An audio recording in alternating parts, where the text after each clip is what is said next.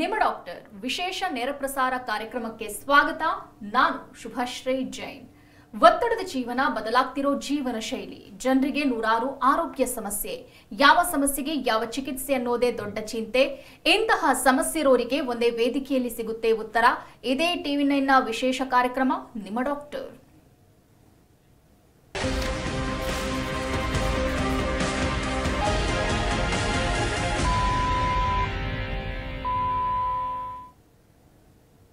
ಬಂಜೆತನ ಇತ್ತೀಚಿನ ದಿನದಲ್ಲಿ ಹೆಣ್ಣು ಮಕ್ಕಳಲ್ಲಿ ಕಂಡುಬರುವಂತಹ ಸಮಸ್ಯೆಗಳಲ್ಲಿ ಒಂದಾಗಿದೆ. ಕಲುಷಿತ ಗಾಳಿ, ಪೋಷಕಾಂಶರಹಿತ ಆಹಾರ, ಅನುಚಿತ ಜೀವನ ಶೈಲಿ, ತಿಂಗಳ ಋತುಚಕ್ರದಲ್ಲಿ ಕ್ರಮಬದ್ಧತೆ ಇಲ್ಲದಿರೋದು ಕೂಡ ಬಂಜೆತನಕ್ಕೆ ಕಾರಣವಾಗಬಹುದು. ತಾಯ್ತನ ಅನುಭವಿಸಬೇಕು ಎನ್ನುವರು ಮಕ್ಕಳನ್ನ ಪಡೆಯುವಲ್ಲಿ ಶೂನ್ಯ ಕಾಣ್ತಿದ್ದಾರೆ. ಆದರೆ ಆಧುನಿಕ ಶಸ್ತ್ರಚಿಕಿತ್ಸೆ ಹಾಗೂ ಆರೈಕೆಗಳಿಂದ ಗರ್ಭಕೋಶವನ್ನ ಫಲವತ್ತತೆಯಿಂದ ಕೂಡಿರುವಂತೆ ಮಾಡಬಹುದು. ಮಕ್ಕಳನ್ನ ಪಡೆಯುವ ಆಸೆ ಬಿಟ್ಟವರು ಸಹ ತಮ್ಮ ಕನಸನ್ನ ನನಸಾಗಿಸಿಕೊಳ್ಳಬಹುದು. ಹಾಗಾದ್ರೆ ಮಕ್ಕಳನ್ನ ಪಡೆಯುವುದಕ್ಕೆ ಪೂರಕವಾದ ಚಿಕಿತ್ಸೆ ಯಾವುದು? ಇವತ್ತಿನ ಕಾರ್ಯಕ್ರಮದಲ್ಲಿ ಲ್ಯಾಪ್ರೋಸ್ಕೋಪಿ ಬಗ್ಗೆ ಹೆಚ್ಚಿನ ಮಾಹಿತಿ ನೀಡುವುದಕ್ಕೆ ಇವತ್ತು ನಮ್ಮ ಜೊತೆಗಿದ್ದಾರೆ ಅಪೋಲೋ ಕ್ರೇಡಲ್ ಅಂಡ್ ಚಿಲ್ಡ್ರನ್ಸ್ ಹಾಸ್ಪಿಟಲ್ನ ವೈದ್ಯರಾದಂತಹ ಫಣಿ ಮಾಧುರಿ. ಡಾಕ್ಟರ್, ಕಾರ್ಯಕ್ರಮಕ್ಕೆ ಸ್ವಾಗತ. Thank you very much. ವೀಕ್ಷಕರೇ, ಟಿವಿ ಸ್ಕ್ರೀನ್ನಲ್ಲಿರುವಂತಹ ಸಂಖ್ಯೆಗೆ ಕರೆ ಮಾಡುವ ಮೂಲಕ ತಾವು ಡಾಕ್ಟರ್ ಜೊತೆ ನೇರವಾಗಿ ಮಾತನಾಡಬಹುದು. ಡಾಕ್ಟರ್, ತಾವೇ ಗಮನಿಸಿರಬಹುದು, ಇತ್ತೀಚಿನ ದಿನಗಳಲ್ಲಿ ಈ ಇನ್ಫರ್ಟಿಲಿಟಿ ಸಮಸ್ಯೆ ಅನ್ನುವಂಥದ್ದು ಸ್ವಲ್ಪ ಹೆಚ್ಚಾಗಿ ಕಂಡು ಬರ್ತಾ ಇದೆ. ಬಹಳ ಮುಖ್ಯವಾಗಿ ನಾವು ಇವತ್ತು ಲ್ಯಾಪ್ರೋಸ್ಕೋಪಿ ಬಗ್ಗೆ ಮಾತನಾಡಲಿಕ್ಕಿದ್ದೀವಿ. ಲ್ಯಾಪ್ರೋಸ್ಕೋಪಿ ಅಂದರೆ ಏನು? ಇದು ಯಾರಿಗೆ ಸೂಕ್ತ? ಲ್ಯಾಪ್ರೋಸ್ಕೋಪಿ ಅನ್ನೋದು ಈಗ ಗೋಲ್ಡ್ ಸ್ಟ್ಯಾಂಡರ್ಡ್ ಟ್ರೀಟ್ಮೆಂಟ್ ಇನ್ ಗೈನಕಾಲಜಿ ಅಂತ ಹೇಳ್ಬೋದು. ಯಾಕಂದರೆ ಆಲ್ಮೋಸ್ಟ್ 80 to 90% ಸರ್ಜಿಕಲ್ ಕೇಸಸ್ ನಾವು ದಿನನಿತ್ಯ ಗೈನಕಾಲಜಿಯಲ್ಲಿ ಮಾಡ್ತಾ ಇರೋದು ಲ್ಯಾಪ್ರೋಸ್ಕೋಪಿಯಿಂದನೇ ನಾವು ಕಂಪ್ಲೀಟ್ ಮಾಡ್ತಾ ಇದ್ದೀವಿ. ಓಪನ್ ಸರ್ಜರೀಸ್ ಅಂದರೆ ಮುಂಚಿತವಾಗಿ ಮಾಡ್ತಾ ಇದ್ದಿದ್ದ ಸರ್ಜರೀಸು ಓಪನ್ ಸರ್ಜರೀಸ್ ಅಂತ ಹೇಳ್ತಾ ಇದ್ವಿ. ಇದರಲ್ಲಿ ಬಂದುಬಿಟ್ಟು ನಮ್ಮ ಹೊಟ್ಟೆ ಮೇಲೆ ಇರುವಂತಹ ಇನ್ಸಿಷನ್ ಅಂದರೆ ಕಟ್ 10 to 12 ಸೆಂಟಿಮೀಟರ್ ಅಷ್ಟು ದೊಡ್ಡ ಕಟ್ ಮಾಡಿ, ಇಲ್ಲ ಅದಕ್ಕಿಂತ ಒಂದೊಂದು ಸತಿ ದೊಡ್ಡ ಕಟ್ಸ್ ಬೇಕಾಗಬಹುದು, ಡಿಪೆಂಡಿಂಗ್ ಆನ್ ಯಾವ ಕಂಡೀಷನ್ ನಾವು ಟ್ರೀಟ್ ಮಾಡ್ತಾ ಇದ್ದೀವಿ ಅಂತ. ಸೊ ಈ ಥರ ದೊಡ್ಡ ಕಟ್ ಮೂಲಕ ಸರ್ಜರೀಸ್ ಮಾಡ್ತಾ ಇದ್ವಿ ಲಾಂಗ್ ಬ್ಯಾಕ್. ಬಟ್ ಈಗ because of the advancements in surgeries, laparoscopic surgery ಅಂದರೆ ದುರ್ಬೀನ್ ಸರ್ಜರಿ ಅಥವಾ ಮಿನಿಮಲಿ ಇನ್ವೇಸಿವ್ ಸರ್ಜರಿ ಅಂತ ಹೇಳ್ತೀವಿ. ಇದರಲ್ಲಿ ನಾವು ಸ್ಮಾಲ್ ಕಟ್ಸ್ ಮುಖಾಂತರ ಅಂದರೆ 5 mm, 10 mm, ಮ್ಯಾಕ್ಸಿಮಮ್ 12 mm ಈ ಥರ ಸೈಜ್ ಇರುವಂಥ ಕಟ್ಸ್ ಮುಖಾಂತರ ಸ್ಕೋಪ್ ಅಂತ ಇನ್ಸರ್ಟ್ ಮಾಡಿ, ಇನ್ಸ್ಟ್ರೂಮೆಂಟ್ಸ್ನ ಇನ್ಸರ್ಟ್ ಮಾಡಿ, ಅದರ ಮುಖಾಂತರವಾಗಿ ಸಾಕಷ್ಟು ಹೆಲ್ತ್ ಕಂಡೀಷನ್ಸ್ನ ಟ್ರೀಟ್ ಮಾಡ್ತಾ ಇದ್ದೀವಿ, both in infertility, gynaecology and even sometimes in cancers.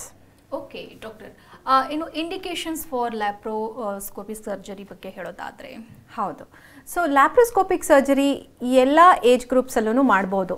Starting from very Young age, children and adolescence ಅಂದರೆ ಯಂಗ್ ಅಡಲ್ಟ್ಸಲ್ಲಿ, ಮತ್ತು ರೀಪ್ರೊಡಕ್ಟಿವ್ ಏಜ್ ಗ್ರೂಪ್ ಅಂದರೆ ಮದುವೆ ಆಗಿ ಮಕ್ಕಳಾಗುವಂತಹ ಏಜ್ ಗ್ರೂಪಲ್ಲಿ, ಮತ್ತು ಮೆನೋಪಾಸಲ್ ಏಜ್ ಗ್ರೂಪಲ್ಲಿ, ಎಲ್ಲ ಈವನ್ ಎಲ್ಡರ್ಲಿ ಏಜ್ ಗ್ರೂಪಲ್ಲಿ, ಎಲ್ಲ ಏಜ್ ಗ್ರೂಪ್ಸಲ್ಲಿ ಈ ಸರ್ಜರಿನ ಸೇಫಾಗಿ ಮಾಡ್ಬೋದು. ಈ ಸರ್ಜರಿಯಲ್ಲಿ ಏನು ಮಾಡ್ತೀವಿ, ಕಾಮನ್ ಇಂಡಿಕೇಶನ್ಸ್ ಬಂದುಬಿಟ್ಟು ಒಂದು ವೇಳೆ ನಮಗೆ ಇನ್ಫರ್ಟಿಲಿಟಿ ಪ್ರಾಬ್ಲಮ್ಸ್ ಇದ್ದರೆ ಡಯಾಗ್ನೋಸ್ಟಿಕ್ ಹಿಸ್ಟೆರೋ ಲ್ಯಾಪ್ರೋಸ್ಕೋಪಿ ಅಂತ ಹೇಳ್ತೀವಿ. ಇದೊಂದು ಟೆಕ್ನಿಕ್ ಮುಖಾಂತರ ಅಡ್ವಾನ್ಸ್ಡ್ ಕಾಸಸ್ ಆಫ್ ಇನ್ಫರ್ಟಿಲಿಟಿನ ನಾವು ಐಡೆಂಟಿಫೈ ಮಾಡ್ಬೋದು. ಆಮೇಲೆ ಒಂದು ವೇಳೆ ಪೇಷಂಟ್ಸಿಗೆ ಏನಾದರೂ ಪಾಲಿಪ್ಸ್ ಸಮಸ್ಯೆ ಇದ್ದರೆ, ಇಲ್ಲ ಫೈಬ್ರಾಯ್ಡ್ಸ್ ಪ್ರಾಬ್ಲಮ್ ಇದ್ದರೆ, ಇಲ್ಲ ಗರ್ಭನಾಳಗಳು ಅಂದರೆ ಫೆಲೋಪಿಯನ್ ಟ್ಯೂಬ್ಸಲ್ಲಿ ಏನಾದರೂ ಬ್ಲಾಕೇಜಸ್ ಇದ್ದರೆ, ಇಲ್ಲ ಅದರಲ್ಲಿ ನೀರು ತುಂಬಿಕೊಂಡಿದ್ದು ಹೈಡ್ರೋಸಾಲ್ಪಿಂಗ್ಸ್ ಅಂತ ಏನಾದರೂ ಕಂಡೀಷನ್ ಇದ್ದರೆ, ಈ ಕಂಡೀಷನ್ಸ್ನ ಎಲ್ಲನೂ ನಾವು ಲ್ಯಾಪ್ರೋಸ್ಕೋಪಿ ಮುಖಾಂತರ ಟ್ರೀಟ್ಮೆಂಟ್ ಕೊಡಬಹುದು. ಹಾಗೆ ಬಂದ್ಬಿಟ್ಟು ಫ್ಯಾಮಿಲಿ ಪ್ಲಾನಿಂಗ್ ಸರ್ಜರೀಸು, ಇಲ್ಲ ಗರ್ಭಕೋಶ ರಿಮೂವಲ್ ಅಂದರೆ ಹಿಸ್ಟೆರೆಕ್ಟಮಿ ಅಂತ ಹೇಳ್ತೀವಿ. ಇದೆಲ್ಲ ಸರ್ಜರೀಸು ನಾವು ಎಫೆಕ್ಟಿವ್ ಆಗಿ ಲ್ಯಾಪ್ರೋಸ್ಕೋಪಿ ಮುಖಾಂತರ ಮಾಡ್ಬೋದು. ಓಕೆ ಡಾಕ್ಟರ್, ಇನ್ನು ಲ್ಯಾಪ್ರೋಸ್ಕೋಪಿ ಪ್ರೊಸೀಜರ್ಗೆ ಯಾವ ಅನಸ್ತೇಷಿಯಾದ ಅಗತ್ಯತೆ ಇರುತ್ತೆ, ಹೇಗೆ? ಕರೆಕ್ಟ್. ಸೊ ಯಾವುದೇ ಸರ್ಜರಿಗಾದರೂ ನಾವು ಪೇಯ್ನ್ ರಿಲೀಫ್ ಅನ್ನೋದು ತುಂಬ ಇಂಪಾರ್ಟೆಂಟ್. ಸೊ ಪೇಯ್ನ್ ರಿಲೀವ್ ಮಾಡಲಿಕ್ಕೆ ಈ ಸರ್ಜರಿಯಲ್ಲಿ, ಲ್ಯಾಪ್ರೋಸ್ಕೋಪಿಕ್ ಸರ್ಜರಿಯಲ್ಲಿ ಕಾಮನ್ ಆಗಿ ನಾವು ಯೂಸ್ ಮಾಡುವಂಥ ಅನಸ್ತೀಸಿಯಾ ಜನರಲ್ ಅನಸ್ತೀಸಿಯಾ ಅಂತ ಹೇಳ್ತೀವಿ. ಸೊ ಕೆಲವೊಂದು ಸಿಂಪಲ್ ಪ್ರೊಸೀಜರ್ಸ್ ಅಂದರೆ ಡಯಾಗ್ನೋಸ್ಟಿಕ್ ಹಿಸ್ಟೋಲ್ಯಾಪ್ರೋಸ್ಕೋಪಿ ಆಗಲಿ, ಇಲ್ಲ ಓನ್ಲಿ ಹಿಸ್ಟೆರೋಸ್ಕೋಪಿ ಆಗಲಿ, ಸ್ಮಾಲ್ ಕರೆಕ್ಟಿವ್ ಹಿಸ್ಟೋಸ್ಕೋಪಿಕ್ ಸರ್ಜರೀಸಲ್ಲಿ ಕಾನ್ಷಿಯಸ್ ಸೆಡೇಷನ್ ಅಂದರೆ ಕಂಪ್ಲೀಟ್ ಅನಸ್ತೀಸಿಯಾ ಅಗತ್ಯ ಇರಲ್ಲ. So very light anaesthesia, IV sedation ಈ ಥರ ಮುಖಾಂತರನೂ ನಾವು ಸರ್ಜರಿನ ಈಸಿಯಾಗಿ ಕಂಪ್ಲೀಟ್ ಮಾಡಬಹುದು. ಬಟ್ ಜನರಲ್ ಪರ್ಪಸ್ಗೆ ಜನರಲ್ ಅನಸ್ತೀಸಿಯಾ ಯೂಸ್ ಮಾಡ್ತೀವಿ ಈ ಸರ್ಜರೀಸಲ್ಲಿ. ಓಕೆ ಡಾಕ್ಟರ್, ಇನ್ನು ಈ ಸರ್ಜರಿಯ ಪ್ರೊಸೀಜರ್ ಬಗ್ಗೆ ಹೇಳೋದಾದರೆ ಎಷ್ಟು ಸಮಯ ತಗೊಳ್ಳುತ್ತೆ, ಎಷ್ಟು ದಿನ ಉಳ್ಕೋಬೇಕಾಗತ್ತೆ? ಎಸ್, ಯಾವುದೇ ಸರ್ಜರಿಗೆ ನೀವು ಯಾವ ಥರ ಪ್ರಿಪೇರ್ ಆಗ್ತಿರೋ ಅದೇ ಥರ ನಿಮ್ಮದು ಫಿಟ್ನೆಸ್ ಲೆವೆಲ್ಸ್, ನಿಮ್ಮ ನ್ಯೂಟ್ರಿಷನ್, ನಿಮ್ಮ ಸ್ಲೀಪ್, ಈ ಪ್ಯಾಟರ್ನ್ಸ್ನ ನೀವು ಇಂಪ್ರೂವೈಸ್ ಮಾಡ್ಕೋಬೇಕಾಗುತ್ತೆ. So have a clean life style and ಇದು ಕರೆಕ್ಟಾಗಿ ನಿದ್ದೆ, ಹಿಂದಿನ ದಿನ ಆರಾಮಾಗಿ ರಿಲ್ಯಾಕ್ಸ್ಡ್ ಆಗಿ ನಿದ್ದೆ ಮಾಡಿಕೊಂಡು ಮಾರನೇ ದಿನ ನಾವು ಯಾವತ್ತು ಸರ್ಜರಿಗೆ ಬರೋಕ್ಕೆ ಹೇಳಿರ್ತೀವೋ ಯೂಶಲಿ ಆ ದಿನ ನೀವು ಎಂಟಿ ಸ್ಟಮಕಲ್ಲಿ ಬರಬೇಕಾಗುತ್ತೆ. ಇನ್ನೊಂದು ಕೆಲವೊಂದು ಅಡ್ವಾನ್ಸ್ಡ್ ಲ್ಯಾಪ್ರೋಸ್ಕೋಪಿಕ್ ಸರ್ಜರೀಸಲ್ಲಿ ನಾವು ಒಂದೊಂದ್ಸತಿ ಬೌಲ್ ಪ್ರಿಪ್ರೇಷನ್ ಅಂತ ಮಾಡಬೇಕಾಗುತ್ತೆ. ಅದಕ್ಕೆ ನೀವು ಹಿಂದಿನ ದಿನವೇ ಅಡ್ಮಿಟ್ ಆಗಬೇಕಾಗಬಹುದು. ನಿಮಗೆ ಲಿಕ್ವಿಡ್ ಡಯಟ್ಸ್ ಕೊಡ್ತೀವಿ, ಇಲ್ಲ ಎನಿಮಾ ಕೊಡ್ತೀವಿ ಬೌಲ್ ಪ್ರಿಪ್ರೇಷನ್ಗೆ, ಇದೆಲ್ಲ ಮಾಡ್ತೀವಿ. But simple hysterolaparoscopy procedures are simple laparoscopic ಪ್ರೊಸೀಜರ್ಸಲ್ಲಿ ನೀವು ಅದೇ ದಿನ ಮಾರ್ನಿಂಗ್ ಎಂಟಿ ಸ್ಟಮಕಲ್ಲಿ ಹಾಸ್ಪಿಟಲ್ಗೆ ಬರ್ಬೋದು. Procedure anywhere between half an hour to 1 hour, maximum 1.5 hours last ಆಗುತ್ತೆ. ಅದಾದಮೇಲೆ ನೀವು ವಿತಿನ್ 4 to 5 ಅವರ್ಸ್ ಓರಲಿ ತೊಗೋಬೋದು. ಅಂದರೆ ನೀವು ನಿಮ್ಮ ಲಿಕ್ವಿಡ್ಸ್ ಸ್ಟಾರ್ಟ್ ಮಾಡ್ಬೋದು. ಅದಾದ ನಂತರ ಸಾಫ್ಟ್ ಡಯಟ್ ತೊಗೊಂಡು ಅದೇ ದಿನ ನೀವು ಸಾಯಂಕಾಲ ಮನೆಗೆ ಹೋಗ್ಬೋದು. ಅಂದರೆ ಡೇ ಕೇರ್ ಪ್ರೊಸೀಜರ್ ಅಂತ ಹೇಳ್ತೀವಿ. ಇದು ವೆರಿ ಸಿಂಪಲ್ ಪ್ರೊಸೀಜರ್. ಅಡ್ವಾಂಟೇಜಸ್ ಏನು ಅಂದರೆ ನಿಮಗೆ ತುಂಬ ಕಮ್ಮಿ ಪೇಯ್ನ್ ಇರುತ್ತೆ, ಫಾಸ್ಟ್ ರಿಕವರಿ ಇರುತ್ತೆ. ಹಾಗಾಗಿ ನೀವು ಅವತ್ತಿನ ದಿನವೇ ಮನೆಗೆ ಟ್ರಾವೆಲ್ ಮಾಡ್ಬೋದು. ಓಕೆ ಡಾಕ್ಟರ್, ಪ್ರೀ ಆಪರೇಟಿವ್ ಹಾಗೆಯೇ ಪೋಸ್ಟ್ ಆಪರೇಟಿವ್ ಹೆಲ್ತ್ ಕಂಡೀಷನ್ ಹೆಂಗಿರಬೇಕು, ಯಾವೆಲ್ಲ ಟೆಸ್ಟ್ಗಳನ್ನು ಮಾಡಬೇಕಾಗುತ್ತೆ, ಆಪರೇಷನ್ ಆದ ನಂತರದಲ್ಲಿ ಯಾವ ರೀತಿಯಾಗಿ ಟೇಕ್ ಕೇರ್ ತಗೋಬೇಕಾಗುತ್ತೆ? ಸೊ ಆಪರೇಷನ್ ಅಂತ ನಾವು ಒಂದು ವೇಳೆ ಡಿಸೈಡ್ ಮಾಡಿದ್ಮೇಲೆ ನಾನು ಹೇಳಿದೆ ನಿಮಗೆ ಬೇರೆ ಬೇರೆ ಕಂಡೀಷನ್ಸ್ ಇರುತ್ತೆ. ನಾವು ಡಯಾಗ್ನೋಸಿಸ್ ಮಾಡ್ತೀವಿ. ಸಿಂಪಲ್ ಟೆಸ್ಟ್ ಪೆಲ್ವಿಕ್ ಅಲ್ಟ್ರಾಸೌಂಡ್ ಅಂತ ಹೇಳ್ತೀವಿ. ಈಗ ಯಾವುದೇ ಪೇಷಂಟು ಗೈನೆಕ್ ಒಪಿಡಿಗೆ ಬಂದಾಗ ನಾವೊಂದು ಪೆಲ್ವಿಕ್ ಅಲ್ಟ್ರಾಸೌಂಡ್ ಮುಖಾಂತರ ಪ್ರೈಮರಿ ಡಯಾಗ್ನೋಸಿಸ್ ಅಂತ ಮಾಡಿರ್ತೀವಿ. ಅಡ್ವಾನ್ಸ್ ಟೆಸ್ಟ್ ಬೇಕಾದರೆ CT MRI ಈ ಥರದ್ದು ಏನಾದರೂ ಬೇಕಾದಲ್ಲೂ ಅದನ್ನೆಲ್ಲ ಮುಗಿಸ್ಕೊತೀವಿ. ಮತ್ತು basic pre surgical blood test ಅಂತ ಇರುತ್ತೆ, ಅದನ್ನೆಲ್ಲನೂ ನಾವು ಫುಲ್ಫಿಲ್ ಮಾಡಬೇಕಾಗುತ್ತೆ. ಅದಾದ ನಂತರ ನಿಮಗೆ ಪ್ರೀ ಅನಸ್ಥೀಸಿಯಾ ಚೆಕಪ್ ಅಂತ ಇರುತ್ತೆ. ಸೊ ನಿಮಗೆ ಅನಸ್ಥೀಸಿಯಾಗೆ ಫಿಟ್ನೆಸ್ ಇದೆಯಾ ಇಲ್ವಾ ಅಂತ ಅನಸ್ಥೆಟಿಸ್ಟ್ ಚೆಕ್ ಮಾಡಿ ಅದು ಕ್ಲಿಯರೆನ್ಸ್ ಕೊಟ್ಟ ಮೇಲೆ ನೀವು ಅಡ್ಮಿಟ್ ಆಗ್ತೀರಾ. ಸರ್ಜರಿ ಆಗುತ್ತೆ. Surgery simple procedures, most of the simple ಪ್ರೊಸೀಜರ್ಸಲ್ಲಿ ನಿಮಗೆ ಅವತ್ತಿನ ದಿನವೇ ನಾನು ಹೇಳಿದೆ ಮನೆಗೆ ಹೋಗ್ಬೋದು. ಅಂದರೆ ಡೇ ಕೇರ್ ಪ್ರೊಸೀಜರ್ ಮುಖಾಂತರ you can go back home the same day. ಒಂದು ವೇಳೆ ನಿಮಗೆ ಹಿಸ್ಟೆಕ್ಟಮಿ ಸರ್ಜರಿ ಆಗಿದೆ, ಇಲ್ಲ ಫೈಬ್ರಾಯ್ಡ್ ತುಂಬ ದೊಡ್ಡದಾಗಿತ್ತು, ಫೈಬ್ರಾಯ್ಡ್ ಸರ್ಜರಿಯಲ್ಲಿ ತುಂಬ ಹೊತ್ತು ಕಟ್ ಮಾಡಿ ತೆಗಿಬೇಕಾಯಿತು ಸ್ಪೆಸಿಮನ್ನ, ಆವಾಗ ನಿಮಗೆ ಪ್ರಾಬಬ್ಲಿ ಇನ್ನೊಂದು ದಿನ ಎಕ್ಸ್ಟ್ರಾ ಇರಬೇಕಾಗಬಹುದು ಹಾಸ್ಪಿಟ್ಲಲ್ಲಿ. ಮಾರನೇ ದಿನ ಸಾಯಂಕಾಲ ಅಷ್ಟೊತ್ತಿಗೆ ಮನೆಗೆ ಹೋಗ್ಬೋದು. ಸೊ ಸರ್ಜರಿ ಆಗಿ ಮನೆಗೆ ಹೋದ್ಮೇಲೂ you can carry on with your normal routine activities. ಅದೇ ನಿಮ್ಮದು ಒಂದು ಮೇನ್ ಅಡ್ವಾಂಟೇಜ್ ಲ್ಯಾಪ್ರೋಸ್ಕೋಪಿಕ್ ಸರ್ಜರಿ. ಯಾಕಂದರೆ ಇದು ಮಿನಿಮಲ್ ಕಟ್ಟಿಂದ ಮಾಡುವಂಥ ಸರ್ಜರಿ. ಸೊ ಹಾಗಾಗಿ ನೀವು ಆದಷ್ಟು ಬೇಗನೆ ನೀವು ನಾರ್ಮಲ್ ಆ್ಯಕ್ಟಿವಿಟೀಸ್ನ ರೆಸ್ಯೂಮ್ ಮಾಡ್ಕೋಬೋದು. ನೀವು ದಿನನಿತ್ಯ ಆಫೀಸ್ ಕೆಲಸ, ಮನೆ ಕೆಲಸ, ಮೆಟ್ಲು ಹತ್ತೋದಾಗಲಿ, ಕೆಳಗಡೆ ಕೂಡೋದಾಗಲಿ, ಇದೆಲ್ಲ ಆ್ಯಕ್ಟಿವಿಟೀಸ್ನ ನಾರ್ಮಲ್ ಆಗಿ ಮಾಡ್ಬೋದು. ದಿನನಿತ್ಯ ಸ್ನಾನ ಮಾಡ್ಬೋದು. ಆ್ಯಂಡ್ ರಿಕವರಿ ಅನ್ನೋದು ತುಂಬ ಫಾಸ್ಟಾಗಿರುತ್ತೆ ಈ ಸರ್ಜಿಕಲ್ ಪ್ರೊಸೀಜರ್ಸಲ್ಲಿ. ಓಕೆ ಡಾಕ್ಟರ್, ಇನ್ನು ಓಪನ್ ಸರ್ಜರಿ ಅದೇ ರೀತಿ ಲ್ಯಾಪ್ರೋಸ್ಕೋಪಿಗೆ ಇರುವಂತಹ ಡಿಫ್ರೆನ್ಸಸ್ ಏನು, ಜೊತೆಗೆ ಲ್ಯಾಪ್ರೋಸ್ಕೋಪಿಯ ಅಡ್ವಾಂಟೇಜ್ ಬಗ್ಗೆ ಹೇಳೋದಾದರೆ? ಓಪನ್ ಸರ್ಜರಿ ಅನ್ನೋದು ಕ್ಲಾಸಿಕಲ್ ಸರ್ಜರಿ. ಮುಂಚಿತವಾಗಿ ಎಲ್ಲ ಸರ್ಜರೀಸ್ನ ನಾವು ಓಪನ್ ಸರ್ಜರಿ ಅಂದರೆ ಓಪನ್ ಇನ್ಸಿಷನ್ಸ್ ಮುಖಾಂತರನೇ ಮಾಡ್ತಾ ಇದ್ದಿದ್ದು. ಸೊ ಅದರಲ್ಲಿ ಮ್ಯಾನ್ಯುವಲ್ ಅಂದರೆ ಫಿಸಿಕಲಿ ನಾವು ಯಾವುದೇ ಟಿಶ್ಯೂನಾದರೂ ಡಿಸೆಕ್ಷನ್ ಮಾಡಬೇಕಾಗೋದು. ಸೊ ಫಿಸಿಕಲಿ ಅಂದರೆ ನಾವು ಯೂಶಲಿ ಯೂಸ್ ಮಾಡ್ತಾ ಇರುವಂಥ ಇನ್ಸ್ಟ್ರೂಮೆಂಟ್ಸ್ ಬಂದುಬಿಟ್ಟು ಸ್ಕ್ಯಾಲ್ಪೆಲ್ ಅಥವಾ ಸಿಸರ್ಸ್, ಇದ್ರ ಮುಖಾಂತರ ನಾವು ಡಿಸೆಕ್ಷನ್ಸ್ ಮಾಡ್ತಾ ಇದ್ವಿ. ನಂತರ ಕಾಟ್ರಿ ಬಂತು, ಅದರ ಮುಖಾಂತರ ಡಿಸೆಕ್ಟ್ ಮಾಡ್ತಾ ಇದ್ವಿ. ಈಗ ಲ್ಯಾಪ್ರೋಸ್ಕೋಪಿಕ್ ಸರ್ಜರಿಯಲ್ಲಿ ನಾವು ಈ ಸಣ್ಣ ಇನ್ಸ್ಟ್ರೂಮೆಂಟ್ಸ್ನ ದುರ್ಬೀನ್ ಮುಖಾಂತರ ಒಳಗಡೆ ಹೊಟ್ಟೆಯಲ್ಲಿ ಹಾಕಿ ಅದನ್ನು ನಾವು ಎಲೆಕ್ಟ್ರಿಕಲ್ ಕರೆಂಟ್ ಅಥವಾ ಅಲ್ಟ್ರಾಸೋನಿಕ್ ಕರೆಂಟ್ ಇದರ ಮುಖಾಂತರ ನಾವು ಟಿಶ್ಯೂ ಡಿಸೆಕ್ಷನ್ಸ್ನ ಮಾಡ್ತೀವಿ. ಆ್ಯಂಡ್ ಸ್ಮಾಲ್ ಕಟ್ಸ್ ಇರೋದ್ರಿಂದ ಎಕ್ಸ್ಟ್ರೀಮ್ ಪ್ರಿಸಿಷನ್ ಇರುತ್ತೆ. ಆಮೇಲೆ ಹೈ ಮ್ಯಾಗ್ನಿಫಿಕೇಷನ್ ಇರೋದ್ರಿಂದ ನಮಗೆ ಅತ್ಯಂತ ಚಿಕ್ಕ ಸ್ಟ್ರಕ್ಚರ್ಸನ್ನು ತುಂಬ ಚೆನ್ನಾಗಿ ವಿಸಿಬಿಲಿಟಿ ಆಗುತ್ತೆ. ಯಾಕಂದರೆ ಇದನ್ನು ನಾವು ಕ್ಯಾಮ್ರಾ ಮುಖಾಂತರ ನೋಡ್ತಾ ಐಡೆಂಟಿಫೈ ಮಾಡಿಕೊಂಡು ಸರ್ಜರಿ ಮಾಡ್ಬೋದು. ಒಂದೊಂದು ಸತಿ ಓಪನಲ್ಲಿ ಕಾಣದೇ ಇರುವಂಥ ಸ್ಟ್ರಕ್ಚರ್ಸು ನಾವು ಲ್ಯಾಪ್ರೋಸ್ಕೋಪಿಯಲ್ಲಿ ಹೈ ವಿಸಿಬಿಲಿಟಿ ಬರುತ್ತೆ. ಯಾಕಂದರೆ ಇದರಲ್ಲಿ ಗ್ಯಾಸ್ ಫಿಲ್ ಮಾಡಿ ಹೈ ಮ್ಯಾಗ್ನಿಫಿಕೇಷನ್ ಕ್ಯಾಮ್ರಾ ಅಲ್ಲಿ ನಾವು ನೋಡ್ತೀವಿ. ಹೀಗಾಗಿ ನಮಗೆ ಇವೆರಡು ನಮಗೆ ಮೇಯ್ನ್ ಡಿಫ್ರೆನ್ಸಸ್. ಹಾಗಾಗಿ ಹೊರಗಡೆ ಕಟ್ಟು ಸ್ಮಾಲ್ ಇರೋದ್ರಿಂದ ಪೇಯ್ನ್ ಅನ್ನೋದು ತುಂಬ ಕಮ್ಮಿ ಇರುತ್ತೆ. ಸೊ ಪೋಸ್ಟ್ ಆಪರೇಟಿವ್ ಪೀರಿಯಡಲ್ಲಿ ನಿಮಗೆ ಅನಾಲ್ಜಿಸಿಯಾ ಅಂದರೆ ಪೇಯ್ನ್ ಕಿಲ್ಲರ್ಸ್ ನೆಸೆಸಿಟಿ ಲ್ಯಾಪ್ರೋಸ್ಕೋಪಿಕ್ ಸರ್ಜರಿಯಲ್ಲಿ ಸಾಕಷ್ಟು ಕಮ್ಮಿ ಇರುತ್ತೆ. ಓಪನ್ ಸರ್ಜರಿಯಲ್ಲಿ ನೀವು ಹಾಸ್ಪಿಟ್ಲಲ್ಲಿ 4 ರಿಂದ 5 ದಿನ ಬೇಕಾಗಬಹುದು ನೀವು ಎದ್ದು ಓಡಾಡಲಿಕ್ಕೆ.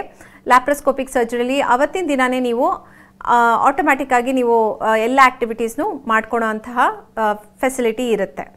ಸೊ ಈ ಅಡೇಷನ್ಸ್ ಅಂತ ಹೇಳ್ತೀವಿ. ಅಂದರೆ ಒಳಗೆ ನಾವು ಆಪ್ರೇಷನ್ಸ್ ಮಾಡಿದಾಗ ಒಂದು ಆರ್ಗನ್ ಇನ್ನೊಂದು ಆರ್ಗನ್ ಜೊತೆ ಅಂಟುಕೊಂಡು ಅದರ ಮಧ್ಯೆ ಅಡೇಷನ್ಸ್ ಅಂತ ಫಾರ್ಮ್ ಆಗಬಹುದು.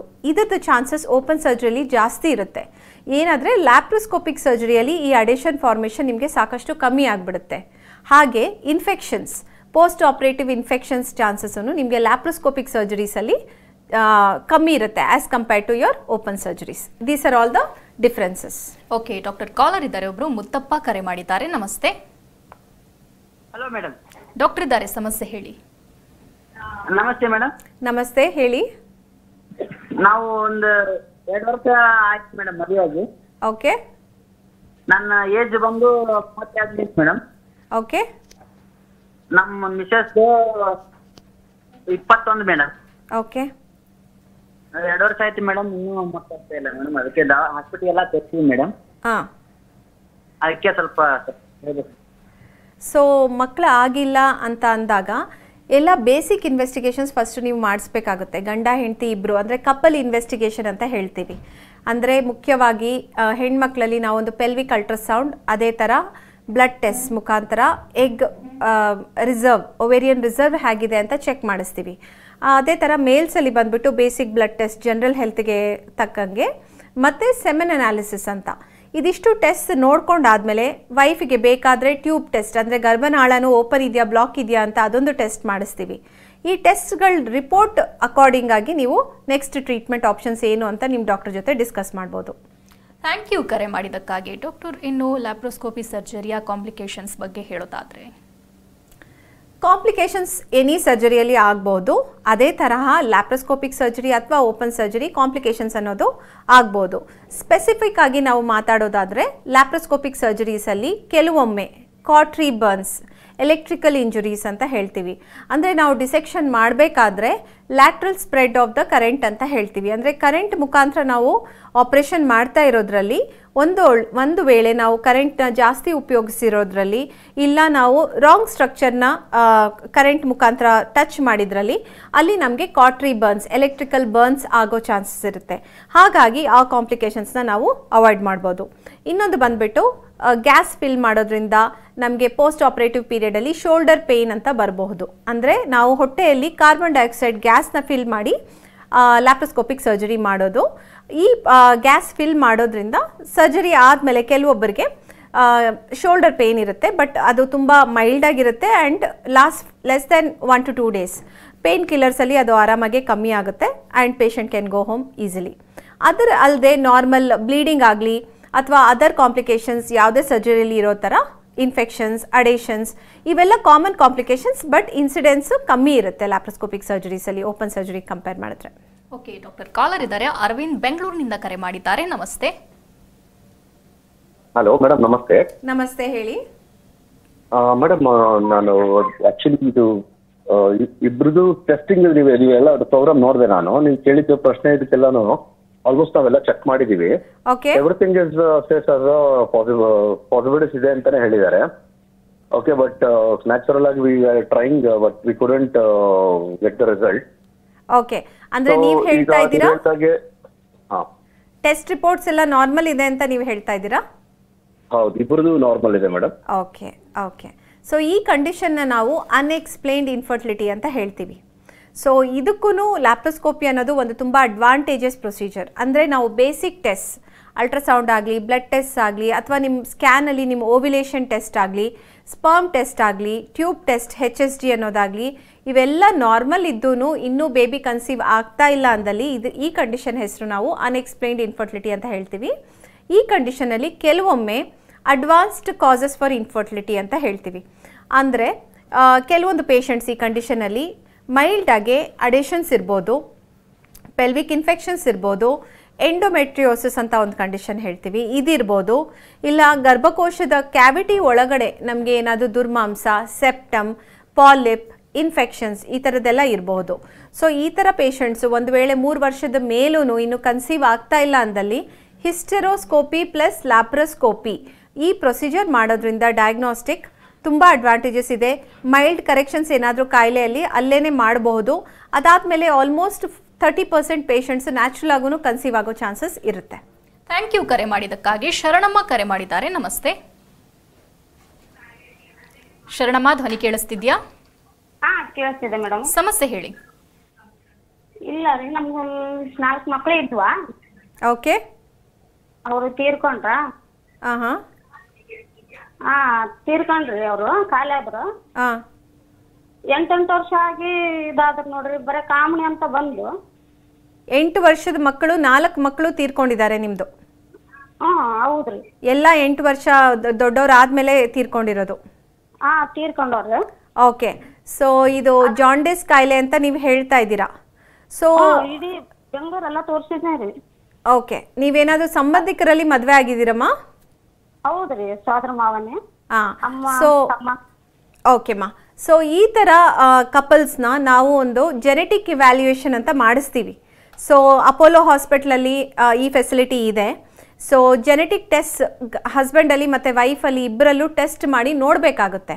ಏನಾದರೂ ಆಟೋಸೋಮಲ್ ರೆಸೆಸಿವ್ ಕಂಡೀಷನ್ಸ್ ಅಂತ ಹೇಳ್ತೀವಿ. ಸಾಕಷ್ಟು ಈ ಥರ ಸಂಬಂಧದಲ್ಲಿ ಅತ್ತೆ ಮಗ, ಮಾವನ ಮಗ, ಆ ಥರ ಸಂಬಂಧದಲ್ಲಿ ಮದುವೆ ಆಗಿರುವಂತಹ ಕಪಲ್ಸಲ್ಲಿ ಈ ಕಂಡೀಷನ್ಸು ಮಕ್ಕಳಲ್ಲಿ ಕಾಣ್ಬರೋ ಚಾನ್ಸಸ್, ಅಂದರೆ ತಂದೆ ತಾಯಿಯಲ್ಲಿ ಈ ಡಿಸೀಸ್ ಇನ್ನೂ ಎವಿಡೆಂಟ್ ಆಗಿ ಕಾಣ್ಬರಲ್ಲ, ಬಟ್ ಮಕ್ಕಳಲ್ಲಿ ಈ ಡಿಸೀಸು ಆಬ್ವಿಯಸ್ ಆಗಿ ಎಕ್ಸ್ಪ್ರೆಸ್ ಆಗ್ಬೋದು. ಆ ಥರವಾಗಿ ಎಕ್ಸ್ಪ್ರೆಸ್ ಆಗಿರುವಂಥ ಕಾಯಿಲೆಗಳಲ್ಲಿ ಮಕ್ಕಳಲ್ಲಿ ಕೆಲವೊಬ್ಬರಿಗೆ ಈ ಥರ ಕಂಡೀಷನ್ಸು, ಜಾಂಡಿಸ್ ಕಂಡೀಷನ್ಸ್ ಇಲ್ಲ ಡೆತ್ಸ್. ಬಟ್ ಇದನ್ನು ಎವ್ಯಾಲ್ಯೂಯೇಷನ್ ಮಾಡಿ ಅದಾದ ನಂತರ ಐಡೆಂಟಿಫೈ ಮಾಡಿದ್ಮೇಲೆ ನಿಮಗೆ IVF ಮುಖಾಂತರ ಈ ಜೀನ್ನ ಮುಂಚಿತವಾಗ್ಲೇ ನಾವು ಎಂಬ್ರಿಯೋಸಲ್ಲಿ ಐಡೆಂಟಿಫೈ ಮಾಡಿ PGT-M ಅಂತ ಒಂದು ಟೆಸ್ಟ್ ಇದೆ. ಆ ಟೆಸ್ಟ್ ಮುಖಾಂತರ ಐಡೆಂಟಿಫೈ ಮಾಡಿ ಎಲಿಮಿನೇಟ್ ಮಾಡಿ ಒಳ್ಳೆ ಭ್ರೂಣನ ನಾವು ಗರ್ಭಕ್ಕೆ ಹಾಕಬಹುದು. ಥ್ಯಾಂಕ್ ಯು ಕರೆ ಮಾಡಿದ್ದಕ್ಕಾಗಿ. ರಾಜೇಶ್ವರಿ ಕರೆ ಮಾಡಿದ್ದಾರೆ. ನಮಸ್ತೆ. ನಮಸ್ತೆ ಮೇಡಮ್. ನಮಸ್ತೆ. ನಮಸ್ತೆ ಮೇಡಮ್. ನಮಸ್ತೆ ಮಾ. ಮೇಡಮ್, ನನ್ನ ಹೆಸರು ರಾಜೇಶ್ವರಿ ಅಂತ, ಶಿವಮೊಗ್ಗದಿಂದ. ಹೇಳಿ. ನನಗೆ 50 ವರ್ಷ ಏಜ್ ಈಗ. ಓಕೆ. ನನಗೆ 3 ಸಿಸ್ಟ್ ಇದೆ ಅಂತ ಸ್ಕ್ಯಾನಿಂಗ್ ಅಲ್ಲಿ ಹೇಳಿದ್ರು. ಓಕೆ. ಆದ್ರೆ ನಾನು ಲ್ಯಾಪ್ರೋಸ್ಕೋಪಿ ಮಾಡಿಸ್ಕೊಳ್ಳಿ ಒಳ್ಳೇದು ಅಂತ ಹೇಳಿದ್ರು. ಬಟ್ ನನಗೆ ಲ್ಯಾಪ್ರೋಸ್ಕೋಪಿಕ್ಕಿಂತ ನಂಗೆ ಓಪನ್ ಸರ್ಜರಿ ಮೇಲೆ ಇಂಟ್ರೆಸ್ಟ್ ಇದೆ. ಆದ್ರೆ ನನಗೆ ಶುಗರು BP 2 ಇರೋದ್ರಿಂದ ಓಕೆ, ಏನಾದ್ರು ತೊಂದರೆ ಆಗ್ಬೋದಾ ಓಪನ್ ಸರ್ಜರಿಯಿಂದ? ಆ ಥರ ಏನು ತೊಂದರೆ ಆಗೋದಿಲ್ಲ. ಓಪನ್ ಸರ್ಜರಿ ಅನ್ನೋದು ಹಲವಾರು ವರ್ಷಗಳಿಂದ ಮಾಡ್ತಾ ಬರ್ತಾ ಇರೋ ಸರ್ಜರಿ. ಈಗಲೂ ಓಪನ್ ಸರ್ಜರೀಸ್ ಕೆಲವೊಂದು ಕಂಡೀಷನ್ಸಲ್ಲಿ ಇನ್ನೂ ಮಾಡ್ತಾ ಇದ್ದೀವಿ. ಯಾಕಂದರೆ ಒಂದು ಸೈಜ್ ಮೀರಿದ ಮೇಲೆ ಯಾವುದಾದ್ರೂ ಗರ್ಭದಲ್ಲಿರುವಂಥ ಫೈಬ್ರಾಯ್ಡ್ ಆಗಲಿ ಇಲ್ಲ ಕ್ಯಾನ್ಸರ್ಸ್ ಆಗಲಿ ಈ ಥರ ಕಂಡೀಷನ್ಸ್ಗೆಲ್ಲ ನಾವು ಇನ್ನೂ ಓಪನ್ ಸರ್ಜರಿನೇ ಪ್ರಿಫರ್ ಮಾಡ್ತೀವಿ. ಸೊ ಆ್ಯಸ್ ಸಚ್ ನಿಮಗೆ ಓಪನ್ ಸರ್ಜರಿಯಿಂದ ಏನು ಮೇಜರ್ ಕಾಂಪ್ಲಿಕೇಶನ್ಸ್ ಅಂತೂ ಆಗೋದಿಲ್ಲ. ಬಟ್ ಯಾವ ಥರ ಸಿಸ್ಟ್ ಇದೆ ಅಂತ ಅದನ್ನು ಕಂಪ್ಲೀಟಾಗಿ ವ್ಯಾಲ್ಯೂಯೇಷನ್ ಮಾಡಿಸ್ಕೊಂಡು ನಿಮ್ಮ ಶುಗರ್ ಮತ್ತು BP ಕಂಟ್ರೋಲ್ ಮಾಡಿಸ್ಕೊಂಡು ನೀವು ಸರ್ಜರಿ ಮಾಡಿಸ್ಕೊಂಡಲ್ಲಿ ನಿಮ್ಮ ರಿಕವರಿ ಚೆನ್ನಾಗಿರುತ್ತೆ. ಥ್ಯಾಂಕ್ ಯು ಕರೆ ಮಾಡಿದ್ದಕ್ಕಾಗಿ. ಅಶ್ವಿನಿ ಕರೆ ಮಾಡಿದ್ದಾರೆ. ನಮಸ್ತೆ. ನಮಸ್ತೆ ಮೇಡಮ್. ನಮಸ್ತೆ ಮೇಡಮ್, ನಮಗೆ ಪ್ರೆಗ್ನೆನ್ಸಿ ನಮ್ದು ಈಗ ಮ್ಯಾರೇಜ್ ಆಗಿ 5ನೇ ವರ್ಷ ಆಗಿದೆ. ಓಕೆ ಮೇಡಮ್, ನಾನು 2-3 ಕಡೆ ಎಲ್ಲ ತೋರಿಸಿದೆ. ಮತ್ತೆ ನಮಗೆ ಅವರು ಏನು ಎಲ್ಲ ನಾರ್ಮಲ್ ಇದೆ ಅಂತ ಇದ್ದಾರೆ. ನಮ್ಮ ಯಜಮಾನ್ರಿಗೆ ಸ್ವಲ್ಪ ಶುಗರ್ ಇದೆ, ಅದ್ರ ಬಗ್ಗೆ ಆಗ್ತಾ ಇಲ್ಲ ಅಂತ ಇದ್ದಾರೆ. ಇದು ಎಷ್ಟು ನಿಜ ಎಷ್ಟು ಸುಳ್ಳು ನನಗೆ ಗೊತ್ತಿಲ್ಲ ಮೇಡಮ್, ಸ್ವಲ್ಪ ಅದ್ರ ಬಗ್ಗೆ ತಿಳಿಸ್ಕೊಡ್ತೀವಿ. ಓಕೆಮ್ಮ. ಸೊ ಒಂದು ವೇಳೆ ನಿಮ್ಮ ಹಸ್ಬೆಂಡ್ದು ಸ್ಪರ್ಮ್ ಟೆಸ್ಟ್ ಅನ್ನೋದು ನಾರ್ಮಲ್ ಇದ್ದಲ್ಲಿ, ಶುಗರ್ಸ್ ಕಂಟ್ರೋಲಲ್ಲಿ ಇದ್ದಲ್ಲಿ, ಆ ಕಾರಣದಿಂದ ನಿಮಗೆ ಮಕ್ಕಳು ಆಗದೇ ಇರಬೇಕು ಅಂತ ಏನು ನೆಸೆಸಿಟಿ ಇಲ್ಲ. ಹಲವಾರು ಜನ ಇದ್ದಾರೆ ಡಯಾಬಿಟಿಸ್ ಬಂದವರು ಮಕ್ಕಳನ್ನ ಮಾಡ್ಕೊಡೋ ಅಂಥವ್ರು ದಿನನಿತ್ಯವಾಗಿ. ಈಗ India is a diabetes capital ಅಂತ ಹೇಳ್ತೀವಿ. ಸಾಕಷ್ಟು ಜನಕ್ಕೆ ಡಯಾಬಿಟಿಸ್ ಇರುತ್ತೆ ಇಂಡಿಯಾಲಿ. ಸೊ ಹಾಗಂತ ಅದೊಂದೇ ಕಾರಣದಿಂದ ಮಕ್ಕಳಾಗ್ತಾ ಇಲ್ಲ ಅಂತ ನಾವು ಹೇಳಲಿಕ್ಕೆ ಬರಲ್ಲ. ಸೊ ಒಂದು ವೇಳೆ ಸ್ಪರ್ಮ್ ಟೆಸ್ಟ್ ನಾರ್ಮಲ್ ಇದ್ದು, ಶುಗರ್ಸ್ ಎಲ್ಲ ನಾರ್ಮಲ್ ಇದ್ದು, ನೀವು ಕನ್ಸೀವ್ ಆಗ್ತಾ ಇಲ್ಲ ಅಂದರೆ ನಾನು ಹೇಳಿರೋ ಥರ ಈ ಥರ ಲ್ಯಾಪ್ರೋಸ್ಕೋಪಿ ಮುಖಾಂತರ ನಿಮಗೆ ಏನಾದರೂ ಬೇರೆ ಕಾರಣಗಳಿದೆಯಾ ಚೆಕ್ ಮಾಡಿಸ್ಬೋದು. ಎರಡನೇ ಕಾಮನ್ ಕಂಡೀಷನ್ ಬಂದುಬಿಟ್ಟು ಓವೇರಿಯನ್ ಫ್ಯಾಕ್ಟರ್ ಅಂತ ಹೇಳ್ತೀವಿ. ಅಂದರೆ ಅಂಡಾಶಯ ನಿಮಗೆ ಒಳ್ಳೆ ಮೊಟ್ಟೆಗಳನ್ನು ಉತ್ಪತ್ತಿ ಮಾಡ್ತಾ ಇರಲ್ಲ. ಆ ಕಾರಣದಿಂದ ಕೆಲವೊಮ್ಮೆ ಈ ಥರ ಡಿಲೇ ಆಗಬಹುದು ಪ್ರೆಗ್ನೆನ್ಸಿ ಆಗೋದ್ರಲ್ಲಿ. ಇಲ್ಲ ಫರ್ಟಿಲೈಸೇಷನ್ ಫೇಲಿಯರ್, ಅಂದರೆ ಅಂಡಾಶಯದಿಂದ ಬರುವಂತಹ ಓಮ್ ಮತ್ತು ನಿಮ್ಮ ಸ್ಪರ್ಮ್ ಒಳಗಡೆ ಫ್ಯೂಸ್ ಆಗೋದ್ರಲ್ಲಿ ಡಿಫೆಕ್ಟ್ಸ್ ಇರಬಹುದು. ಅದೇ ಇಂಪ್ಲಾಂಟ್ ಆಗೋದ್ರಲ್ಲಿ ಡಿಫೆಕ್ಟ್ಸ್ ಇರ್ಬೋದು. ಸೊ ಈ ಥರ ಕಂಡೀಷನ್ಸ್ನ ನಾವು ಅಡ್ವಾನ್ಸ್ ಟೆಸ್ಟ್ ಮುಖಾಂತರ ಕಂಡು ಹಿಡಿದು ಅದಕ್ಕೆ ಅನುಗುಣವಾಗಿ ಟ್ರೀಟ್ಮೆಂಟ್ ಕೊಟ್ಟರೆ ಖಂಡಿತವಾಗ್ಲೂ ಪ್ರೆಗ್ನೆನ್ಸಿ ಆಗುತ್ತೆ. ಥ್ಯಾಂಕ್ ಯು ಕರೆ ಮಾಡಿದ್ದಕ್ಕಾಗಿ. ಡಾಕ್ಟರ್, ಇನ್ನು ಲ್ಯಾಪ್ರೋಸ್ಕೋಪಿ ಸರ್ಜರಿಯ ನಂತರದಲ್ಲಿ ಏನಾದರೂ ಇನ್ಫರ್ಟಿಲಿಟಿ ಸಮಸ್ಯೆ ಕಾಣಿಸ್ಕೊಳ್ಳುವಂಥ ಚಾನ್ಸಸ್ ಇರುತ್ತಾ, ಹೇಗೆ? ಸೊ ಲ್ಯಾಪ್ರೋಸ್ಕೋಪಿಕ್ ಸರ್ಜರಿ ಅನ್ನೋದು ಇನ್ಫರ್ಟಿಲಿಟಿಯಲ್ಲೂ ನಾವು ತುಂಬ ರುಟೀನಾಗೆ ಮಾಡ್ತೀವಿ. ನಾನು ಹೇಳಿರೋ ಥರ ಅನ್ಎಕ್ಸ್ಪ್ಲೈನ್ಡ್ ಇನ್ಫರ್ಟಿಲಿಟಿ ಅಂತ ಹೇಳ್ತೀವಿ. ಅಂದರೆ ಯಾವುದು ಕಾರಣ ನಮಗೆ ಕ್ಲಿಯರ್ ಆಗಿ ಬೇಸಿಕ್ ಟೆಸ್ಟಲ್ಲಿ ಗೊತ್ತಾಗಲ್ಲ. ಆ ಥರ ಪೇಷಂಟ್ಸಲ್ಲಿ ನಾವು ಲ್ಯಾಪ್ರೋಸ್ಕೋಪಿ ಮಾಡಿದಾಗ ಆಲ್ಮೋಸ್ಟ್ 35% ಪೇಷಂಟ್ಸಲ್ಲಿ ನಿಮಗೆ ಎಂಡೋಮೆಟ್ರಿಯೋಸಿಸ್ ಕಾಣುತ್ತೆ, ಇಲ್ಲ ಪಾಲಿಪ್ಸ್ ಕಾಣುತ್ತೆ, ಇಲ್ಲ ಇನ್ಫೆಕ್ಷನ್ಸ್ ಕಾಣುತ್ತೆ, ಅಥವಾ ಅಡೇಷನ್ಸ್ ಕಾಣುತ್ತೆ, ಟ್ಯೂಬಲ್ಲಿ ಪ್ರಾಬ್ಲಮ್ಸ್ ಕಾಣಬಹುದು. ಸೊ ಇದನ್ನು ನಾವು ದೆನ್ ಆ್ಯಂಡ್ ದೇರ್ ಹಾಗೆ ನಾವು ಡಯಾಗ್ನೋಸಿಸ್ ಮಾಡ್ತಾ ಇದ್ದ ಹಾಗೆ ಅದನ್ನು ಟ್ರೀಟ್ಮೆಂಟನ್ನು ಮಾಡಬಹುದು. ಸೊ ಟ್ರೀಟ್ಮೆಂಟ್ ಮಾಡಿದ ತಕ್ಷಣ ಬರೀ ಇಷ್ಟೇ ಲ್ಯಾಪ್ರೋಸ್ಕೋಪಿ ಇಂದಾನೇ ಸಾಕಷ್ಟು ಜನ ಬರುವಂಥ 3-4 ಮಂತ್ಸಲ್ಲಿ ಪ್ರೆಗ್ನೆನ್ಸಿನೂ ನೋಡ್ತಾರೆ. ಸೊ ಇನ್ಫರ್ಟಿಲಿಟಿಯಲ್ಲಿ ನಾವು ಇದನ್ನು ರುಟೀನ್ ಆಗಿ ಮಾಡ್ತೀವಿ. ಹಾಗೆ ಕೆಲವೊಬ್ಬರಿಗೆ ಸೆಪ್ಟಮ್ ಅಂದರೆ ಗರ್ಭಕೋಶದ ಒಳಗಡೆ ಗೋಡೆ ತಯಾರಾಗಿರುತ್ತೆ, ಅದು ಹುಟ್ಟಿಕೆಯಿಂದ ಬಂದಿರುವಂಥದ್ದು, ಅದನ್ನು ನಾವು ಸೆಪ್ಟೇಟ್ ಯೂಟ್ರಸ್ ಅಂತ ಹೇಳ್ತೀವಿ. ಇದೊಂದೇ ಕಾರಣಕ್ಕೆ ಎಷ್ಟೊಂದು ಜನಕ್ಕೆ 10 ವರ್ಷದ ತನಕನೂ ಮಕ್ಕಳಾಗದೇ ಇರಬಹುದು. ಅದನ್ನು ನಾವು ಸಿಂಪಲ್ ಲ್ಯಾಪ್ರೋಸ್ಕೋಪಿಕ್ ಮೂಲಕ ಕರೆಕ್ಷನ್ ಮಾಡಿದ್ಮೇಲೆ within few months naturally pregnant ಆಗಿರುವಂಥ ಪೇಷಂಟ್ ಸಾಕಷ್ಟು ಜನ ಇದ್ದಾರೆ. ಹಾಗೆ ಫೈಬ್ರಾಯ್ಡ್ಸ್, ಪಾಲಿಪ್ಸ್, ಈ ಥರ ಎಂಡೋಮೆಟ್ರಿಯೋಸಿಸ್, ಪಾಲಿಸಿಸ್ಟಿಕ್ ಓವೇರಿಯನ್ ಡಿಸೀಸ್ ಅಂತಾನೂ ಕೇಳಿರಬಹುದು ನೀವು. ಈ PCOS ಅಲ್ಲಿ ಏನೇ ಥರ ಟ್ರೀಟ್ಮೆಂಟ್ ಕೊಟ್ಟರು ಅವರು ಮೊಟ್ಟೆ ಉತ್ಪತ್ತಿ ಮಾಡೋಕ್ಕೆ ಆಗ್ತಾ ಇರಲ್ಲ. ಆ ಥರದವ್ರಿಗೆ ನಾವು ಲ್ಯಾಪ್ರೋಸ್ಕೋಪಿಕ್ ಓವೇರಿಯನ್ ಡ್ರಿಲ್ಲಿಂಗ್ ಅಂತ ಒಂದು ಟೆಕ್ನಿಕ್ ಮುಖಾಂತರ ಆಂಡ್ರೋಜನ್ ಲೆವೆಲ್ಸ್ನ ಕಮ್ಮಿ ಮಾಡ್ತೀವಿ. ಹಾಗೆ ಮಾಡಿದ ತಕ್ಷಣ ಅವರು ಈಸಿಯಾಗಿ ಮೊಟ್ಟೆ ಉತ್ಪತ್ತಿ ಮಾಡಿ ಪ್ರೆಗ್ನೆನ್ಸಿ ಮಾಡ್ಕೊಳ್ಳಿಕ್ಕೆ ಅವಕಾಶ ಇರುತ್ತೆ. ಓಕೆ ಡಾಕ್ಟರ್, ಮತ್ತೊಬ್ರು ಕಾಲರ್ ಇದ್ದಾರೆ. ರಕ್ಷಿತಾ ಕರೆ ಮಾಡಿದ್ದಾರೆ. ನಮಸ್ತೆ. ನಮಸ್ತೆ ಮ್ಯಾಮ್. ನಮಸ್ತೆ. ಬ್ಯಾಂಗ್ಳೂರಿಂದ ಕಾಲ್ ಮಾಡ್ತಿರೋದು. ಎಸ್, ನಾನು 32 years old, 2 years ಆಗಿದೆ ಬುಕಿಂಗ್ ಆಗಿ, ಒಂದು PLC ಆಗಿತ್ತು. ಸೊ ಇವಾಗ ರೀಸೆಂಟ್ ಆಗಿ ನಾನು ಇಲ್ಲಿ ಹತ್ತಿರ ಕ್ಲಿನಿಕ್ ಗೈನಿ ಹತ್ರ ಹೋಗಿದ್ದಕ್ಕೆ ಒಂದು ಟೆಸ್ಟ್ ಮಾಡ್ಲಿಕ್ಕೆ ಹೇಳಿದ್ರು. ಅದ್ರಲ್ಲಿ ನಂಗೆ ಫಾಲೋಪಿನ್ ಟ್ಯೂಬ್ ರೈಟ್ ಸೈಡ್ ಬ್ಲಾಕ್ ಆಗಿದೆ ಅಂತ ಹೇಳಿದ್ದಾರೆ. ಓಕೆ. ಹಾಗಾದ್ರೆ ಒಂದು ಸ್ಕ್ಯಾನ್ ಮಾಡಕ್ ಹೇಳಿದ್ರು. ಅವಾಗ ನಂಗೆ PCOD ಸ್ಟಾರ್ಟ್ ಆಗಿದೆ ಅಂತ ಹೇಳಿದ್ದಾರೆ. ಸೊ ಇವಾಗ ನೀವು ಇದು ಪ್ರಾಸೆಸ್ ಹೇಳ್ತಿದ್ರಲ್ಲ, is it suitable for me, ನನಗೆ ಸೂಟ್ ಆಗುತ್ತಾ ಅದು ಅಂತ? ಅಂದರೆ ನಿಮಗೆ ರೆಗ್ಯುಲರ್ ಪೀರಿಯಡ್ಸ್ ಇದ್ದಲ್ಲೂ ಒಂದು ಟ್ಯೂಬ್ ನಾರ್ಮಲ್ ಇದ್ದಲ್ಲಿ, ಮುಂಚೆ ನಿಮಗೆ DNC ಒಂದು ಪ್ರೆಗ್ನೆನ್ಸಿಯಿಂದ ಆಗಿದೆ ಅಂತ ಅನ್ಕೊಂತೀನಿ. ಸೊ ಮುಂಚಿತವಾಗಿ ಪ್ರೆಗ್ನೆನ್ಸಿ ಆಗಿರೋದ್ರಿಂದ ನೀವು ನಾರ್ಮಲ್ ಸಿಂಪಲ್ ಟ್ರೀಟ್ಮೆಂಟ್ಸನ್ನು ಟ್ರೈ ಮಾಡ್ಬೋದು ಒಂದು 3-4 ತಿಂಗಳು. ಅಲ್ಲಿಗೂ ನಿಮಗೆ ಪ್ರೆಗ್ನೆನ್ಸಿ ಕಾಣ್ತಾ ಇಲ್ಲ ಅಂದಲ್ಲಿ ಈ ಹಿಸ್ಟೋ ಲ್ಯಾಪ್ರೋಸ್ಕೋಪಿ ಮುಖಾಂತರ ಟ್ಯೂಬ್ದು ಎಷ್ಟು ಮಟ್ಟಿಗೆ ಬ್ಲಾಕ್ ಇದೆ ಅದನ್ನು ಅನ್ಬ್ಲಾಕ್ ಮಾಡಿಸ್ಕೊಂಡು ಪಾಲಿಸಿಸ್ಟಿಕ್ ಓವೇರಿಯನ್ನು ಅದೇ ಟೈಮಲ್ಲಿ ನೀವು ಡ್ರಿಲ್ಲಿಂಗ್ ಮುಖಾಂತರ ಟ್ರೀಟ್ಮೆಂಟ್ ತೊಗೋಬೋದು. ಸೊ ಇದು ಎರಡೂ ಒಂದೇ ಸ್ಟೆಪ್ಪಲ್ಲಿ ಮುಗಿಸ್ಕೊಂಡು ನೀವು ಫರ್ದರ್ ಟ್ರೀಟ್ಮೆಂಟ್ ತೊಗೊಂಡ್ರೆ ಕನ್ಸೀವ್ ಆಗೋ ಚಾನ್ಸಸ್ ಇಂಪ್ರೂವ್ ಆಗುತ್ತೆ. ಥ್ಯಾಂಕ್ ಯು ಕರೆ ಮಾಡಿದ್ದಕ್ಕಾಗಿ. ಡಾಕ್ಟರ್, ಇನ್ನು ಲ್ಯಾಪ್ರೋಸ್ಕೋಪಿ ಸರ್ಜರಿ ಏನಿದೆ ಅದಕ್ಕೇನಾದರೂ ಲಿಮಿಟೇಷನ್ಸ್ ಇದೆಯಾ? ಇಂತಿಂಥ ಏಜ್ ಅವ್ರಿಗೆ ಮಾತ್ರ ಮಾಡಬೇಕು ಅಥವಾ ಶುಗರ್ BP ಇದ್ದವ್ರಿಗೆ ಮಾಡಬಾರ್ದು, ಆ ಥರ ಏನಾದರೂ ಇದೆಯಾ? ಹೇಗೆ? ಯೂಶಲಿ ಜನರಲ್ ಸರ್ಜರಿಗೆ ಏನು ಕಾಂಟ್ರಾಇಂಡಿಕೇಶನ್ಸ್ ಇರುತ್ತೋ ಅದೇ ಥರ ಕಾಂಟ್ರಾಇಂಡಿಕೇಶನ್ಸ್ ಲ್ಯಾಪ್ರೋಸ್ಕೋಪಿಕ್ ಸರ್ಜರಿಗೂ ಇರುತ್ತೆ. ಅಂದರೆ ತುಂಬ ಹೈ BMI, ಒಬಿಸಿಟಿ ಅಥವಾ ಕಾರ್ಡಿಯಾಕ್ ಪ್ರಾಬ್ಲಮ್, ಏನಾದರೂ ಹಾರ್ಟ್ ಡಿಸೀಸ್ ಇದ್ದಲ್ಲಿ, ಅಥವಾ ಥ್ರಾಂಬೋ ಎಂಬಾಲಿಸಮ್ ಅಂದರೆ ರಕ್ತ ಎಪ್ಪುಗಟ್ಟುವಂಥ ಕಾಯಿಲೆ ಇರೋದ್ರಲ್ಲಿ, ತುಂಬ ಹೈ BP ಇರೋದ್ರಲ್ಲಿ, ಈ ಥರ ಕಂಡೀಷನ್ಸ್ ಮುಂಚಿತವಾಗಿದ್ದರೆ ಅದನ್ನೆಲ್ಲ ನಾವು ಫಿಸಿಕಲ್ ಕಂಡೀಷನ್ಸ್ನ ಕರೆಕ್ಟ್ ಮಾಡ್ಕೋಬೇಕಾಗುತ್ತೆ. ಪ್ರೀ ಆಪರೇಟಿವ್ ಪೀರಿಯಡಲ್ಲೇ ನಾವು ಆದಷ್ಟು ಡಿಸೀಸ್ ಮಾಡ್ಯುಲೇಷನ್ ಮಾಡ್ತೀವಿ. ಎಲ್ಲ ಕಂಡೀಷನ್ಸ್ನು ನಾವು ಕಂಟ್ರೋಲ್ಗೆ ತೊಗೊಂಬಂದ ಮೇಲೆ ಜನರಲ್ ಅನಸ್ಥೀಸಿಯಾಗೆ ಕ್ಲಿಯರೆನ್ಸ್ ಕೊಟ್ಟ ಮೇಲೆ ಯಾವುದೇ ಕಂಡೀಷನ್ ಅಥವಾ ಯಾವುದೇ ಏಜ್ ಗ್ರೂಪ್ ಅವ್ರಿಗೂ ನಾವು ಲ್ಯಾಪ್ರೋಸ್ಕೋಪಿ ಮುಖಾಂತರ ಸರ್ಜರಿ ಮಾಡಬಹುದು. Thank you doctor. ಲ್ಯಾಪ್ರೋಸ್ಕೋಪಿ ಬಗ್ಗೆ ಸಾಕಷ್ಟು ಮಾಹಿತಿ ನೀಡಿದ್ರಿ. Thank you ma'am. Thank you. ಇನ್ನು ವೀಕ್ಷಕರೇ, ಡಾಕ್ಟರ್ನ ನೇರವಾಗಿ ಭೇಟಿಯಾಗಬೇಕು ಅಂದರೆ ಅಡ್ರೆಸ್ ರೇಟ್ ಇಂತಿದೆ, ನೋಟ್ ಮಾಡ್ಕೊಳ್ಳಿ. Apollo cradle and children's hospital, 2546 cross 5th block, Raghavendra Swami ಮಠದ ಹತ್ತಿರ, ಜಯನಗರ, ಬೆಂಗಳೂರು 560011. ದೂರವಾಣಿ ಸಂಖ್ಯೆ 8447734796. ಇದು ಇವತ್ತಿನ ನಿಮ್ಮ ಡಾಕ್ಟರ್. ನಿರಂತರ ಸುದ್ದಿಗಾಗಿ ನೋಡ್ತಾ ಇರಿ TV9.